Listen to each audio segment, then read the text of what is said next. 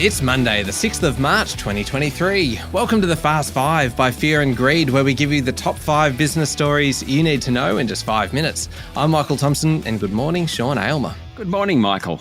Sean, 5 stories in 5 minutes. Let's jump straight into it. Story number 1, the Reserve Bank is set to lift the official cash rate by another 0.25 percentage points tomorrow, but it seems that hasn't really dampened the rebound in auction clearance rates, with another 70% plus weekend across the country.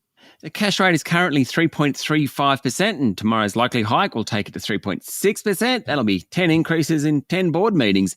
Bond markets have priced in another increase next month and then a third after that, but economists aren't quite as convinced. They reckon there might only be one after tomorrow. Central banks are weighing up how high to lift interest rates to cull inflation versus the risk of recession. Now, the fight against inflation is winning that battle at the moment. Certainly, rate hikes are hurting. Many companies that sell to consumers forecast weaker sales growth this half during the recent sales season. The number of first home buyers hit a 5-year low in January, according to figures released on Friday by the Bureau of Statistics. Obviously, there's plenty of anecdotes about high energy prices, high petrol prices hurting people, and the Reserve Bank's been pretty aggressive about the needs to keep lifting rates. All that's true, but it was the third weekend in a row of strong auction clearance rates. Once again, that rate was above 70%. And there are a few more first home buyers around, as well as investors. More than 2,000 homes went to auction over the weekend, with Sydney and Melbourne recording preliminary clearance rates of 72% and 71% respectively. Now, that 71% in Melbourne is the highest since April. Can't get too excited. The number of auctions were about 30% below a year ago due to a lack of stock. But still, the mortgage market is showing some signs of life, even though rates keep rising. Of course, we'll find out exactly how strong it is in the next 6 months or so when we have hundreds of thousands of mortgage holders rolling off very low fixed rate loans, Michael. Sean, story number 2, we love talking about big deals here, and there's a couple being reported today. One of them is the company that owns Quicksilver and Roxy and Billabong surfwear brands set to be sold. Yeah, so the company owning it is called Boardriders, which in turn is owned by Oaktree Capital Management. Now, Quicksilver, Roxy, Billabong, all at one point or other were Australian brands. Boardriders now holds them. It looks like they're going to be sold for about $1.3 billion US. Not bad. The other big deal around the place at the moment is the one involving Macquarie Group, an Italy's state lender. They're expected to make a bid for Telecom Italia's landline network. That's supposed to be around $9 billion. Now, no one's really saying too much yet, but Bloomberg's reporting that the board of the company, CDP, was expected to meet overnight to review the final offer. All right, on to story number 3 now. And Sean, this probably won't come as any great surprise to anybody who's booked an airfare lately, but airfares on some of the country's most popular routes remain more than 50% higher than before the COVID-19 pandemic. And over the past 3 months, some routes have actually hit record highs. Yeah, so all this information comes from the Bureau of Infrastructure and Transport Research Economics.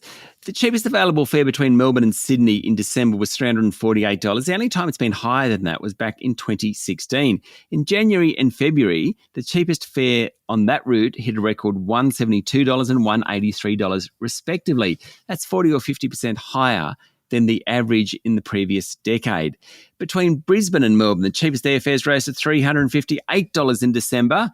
Only back in 2012 had it ever gone above $300 previously.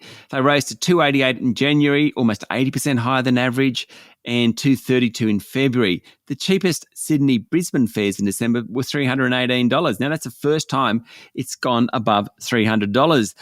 Plenty of numbers, but you get the gist. Airfares are very, very high. The bad news is that the structural reset, as the industry calls it, still has a way to go before prices fall significantly. Sean, story number 4, you might soon find some of the shelves at Woolworths, Coles, IGA and Aldi empty, but this time it's got nothing to do with floods or supply chain problems. This time, the trucking company that moves many goods for the big supermarkets has gone into receivership.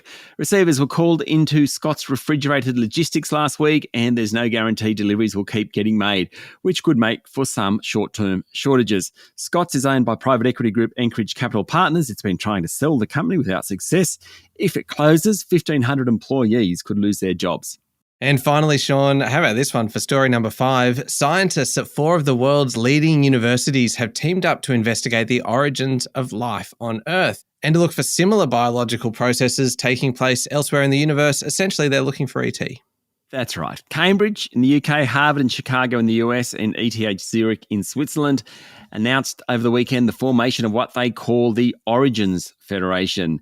So this long-standing search for extraterrestrial life, whether simple microbes or advanced civilizations, is going to be supercharged, Michael, by new interplanetary missions to Mars and Jupiter's moons, and by observations from some of those big telescopes, particularly the James Webb Telescope. According to a report in the Financial Times, complementary research will focus on the somewhat mysterious emergence of life on Earth itself. Quite the task that the 4 universities have given themselves.